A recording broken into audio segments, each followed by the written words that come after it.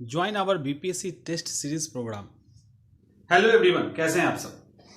Actually Deepawali में गांव चला गया था, सोचा वहां से विश करूं, बट वहां नेटवर्क का इतना बुरा हाल था कि कॉल्स भी नहीं आ रहे थे। खैर फाइनली अब वापस आ गए हैं गांव से।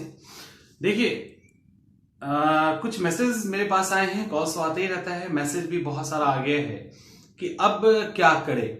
समझ में आ रहा है अब क्या करें, क्या हो सकता है, नहीं हो सकता है। देखिए, अब जो स्ट्रैटेजी है ये खासकर उनके लिए है जिन्होंने थोड़ी बहुत तैयारी की है या जो सही से तैयारी कर रहे हैं। ठीक है, बिल्कुल न्यू स्टूडेंट आ जाएं और बिल्कुल न्यू मतलब बीपीएससी के अंदर कूदे हो या उन्होंने फॉर्म वैसे ही भर दिया हो और उनको लग रहा है, ध्यान से समझिए, उन्होंने वैसे ही फॉर्म भर दिया है और अब लग रहा है कि जोश आ रहा है कि तैयारी करें। तो देखिए, इम्पॉसिबल तो कोई चीज कभी होता नहीं, मैं नहीं मानता कि इम्पॉसिबल है कोई चीज, बट तब भी ये वीडियोस खासकर उनके लिए है जिन्होंने कहीं ना कहीं सीरियसली तैयारी की थी या जो तैयारी कर रहे हैं। ठीक है, अब क्या करें, 40 दिन डर लग रहा होगा, 40 दिन बचे तो सोचा आराम से बैठ के आपसे बात करते हैं। 40 दिन डर लग रहा होगा, समय घंटे, अभी जो टाइम है ना वो घंटों में नहीं निकल रहा होगा, अभी दिन निकल रहा होगा। सुबह से शाम हो रही होगी, शाम से रात हो रही होगी, फिर अगले दिन आ जा रहा होगा। लेकिन कुछ लोगों का जो है एक एक घंटा भी निकल रहा होगा। मैं जानता हूं उन लोगों को जिनका एक एक घंटा निकल रहा होगा, उनके लिए एक एक घंटा एक दिन के बराबर है।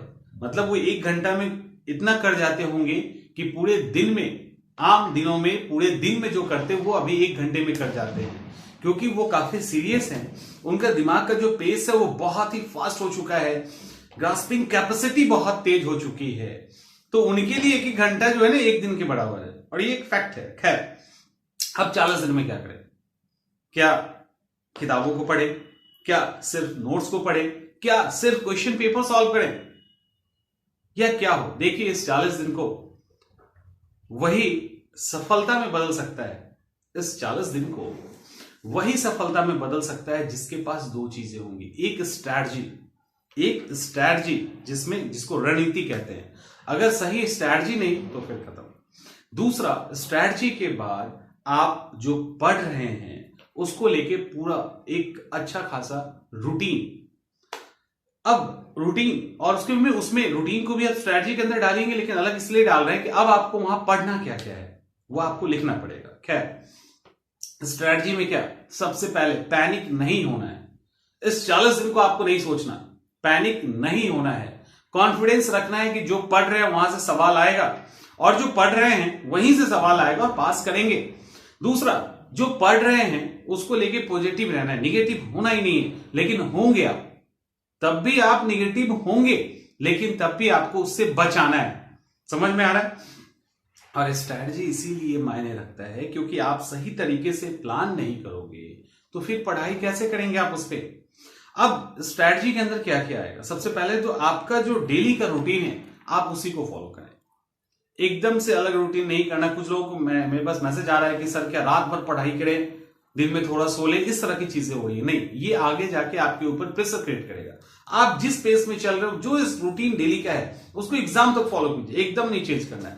हेल्दी डाइट जरूर लीजिए, क्योंकि बॉडी आपका काम करना चाहेगा लेकिन ब्रेन थक जाएगा। जब ब्रेन काम करना चाहेगा, बॉडी सपोर्ट नहीं करेगा, और दोनों के सपोर्ट के लिए एक हेल्दी डाइट जरूरी नहीं कि काजू और किशमिश ही खाया जाए, एक अच्छा खिचड़ी भी खाया जा सकता है, और हेल्थ जरूरी है, प्रॉपर नींद जरूरी है। अब ये एक पक्ष है स्ट्रैटेजी का। दूसरा, आपको एग्जाम क्वालिफाई करना है, आपको मास्टर नहीं बनना, ना प्रीलिम्स में ना मेंस में, मास्टर नहीं बनना है। अब हमको क्या करना है? क्या हम सारे सब्जेक्ट को पढ़ेंगे? क्या बुक्स को पढ़ेंगे कि नहीं पढ़ेंगे? समझ में आ रहा है? क्या बुक्स को पढ़ना है नहीं पढ़ना है, कि क्या सिर्फ क्वेश्चंस बनाने, जो मैंने भी डिस्कस किया था, एक ही करके देखते हैं। अब सवाल ये है कि टाइम कम है, आप लोगों में से अधिकांश लोग जो थोड़े भी सीरियस होंगे, कहीं ना कहीं कुछ नोट्स बना के रखा होगा या कहीं ना कहीं से नोट्स लेके रखा होगा। उस नोट्स को के रिवीजन करने का टाइम आ गया। ठीक है, लेकिन मैं फिर से कहूंगा, अभी आप नवंबर के महीने में हैं, दिसंबर का मंथ आते ही वो एक अलग प्रेशर होगा। अभी आप 15 तारीख है, 15 दिन है, यहां दिसंबर आने के बाद एक अलग प्रेशर होगा, एक अलग साइकोलॉजिकल प्रेशर होगा। इस 15 दिन को मैंने 60 डेज की स्ट्रेटजी में भी बताया था। इस 15 दिन को आप मान लीजिए कि एग्जाम का पार्ट नहीं है और आपको एग्जाम क्वालिफाई करने में ये 15 दिन एग्जाम क्वालिफाई करने में आपको क्या क्या दिक्कतें आ सकती है, कौन कौन से वो फैक्टर है, कौन कौन सा वो चैप्टर्स है, कौन कौन सा वो फैक्ट है जो आपको एग्जाम क्वालिफाई करने से रोक सकता है। इस 15 दिन में उन सबको दूर कर लीजिए, ठीक है। प्लस रिवीजन कंटिन्यू रखिए, एक फॉलो कीजिए, प्लस रिवीजन कंटिन्यू रखना है। मतलब वो चीजें जो आपको एग्जाम क्वालिफाई करने में डिस्टर्ब कर सकती है उसको आप एक कॉपी पे लिखें, एक पेज पे लिखिए, दीवार पे चिपका दीजिए और उसको एक एक करके फिनिश करते चलिए। देखिए आपका कॉन्फिडेंस लेवल कहां से कहां चला जाएगा 10 दिनों के अंदर। हो गया। दूसरा क्या है कि आपको रिवीजन छोड़ना नहीं है, यानी ऐसा नहीं है कि जो चीज आप जान रहे उसको छोड़ना है, उसको तो लेके चलना ही चलना है। लेकिन मैंने बोला था जो कोमा में है, जो कोमा में याद करने की स्थिति में है उसको रिवाइज ना करें, उसके अलावा जो चीजें वो रिवाइज करें। अब जिसको आपने दीवार पे चिपकाया उसको एक एक करके समाप्त कीजिए। इसके बाद भी आपके मन में सवाल आएगा, क्योंकि आप लोग खुरपाती बहुत ज्यादा है, ठीक है। खुरपात मतलब कहीं ना कहीं से कुछ ना कुछ जुगाड़ लगाने वाला। तो देखिए जुगाड़ तो हर जगह एग्जाम में लगता है, यहां भी लगेगा। अब वो है क्या, अब आपको बुक्स नहीं पढ़ने हैं। अब आपको या तो आपने नोट्स बनाया है या कहीं से आपने नोट्स लिया है, आपको उसको पढ़ना है। साथ में क्या पढ़ना है, लुसेंट जैसे वन लाइनर फैक्ट, ठीक है। दूसरा, तीसरा आपको करना क्या है, आपको प्रीवियस ईयर पेपर को सॉल्व करना है और कम से कम 3 बार, कम से कम 3 बार। उसके अंदर भी मैंने बताया था वैसे फैक्ट्स जो बिल्कुल वही कोमा वाली स्थिति में है, अगर याद है तो उसको स्किप कर दीजिए, अदरवाइज और को देख लीजिए। उसके बाद कहीं ना कहीं टेस्ट जरूर देना है, आप बुक्स खरीद के दीजिए, कहीं पे भी दीजिए, उसको दीजिए। ये चारों करोगे तब वो चीज निकल के आएगा।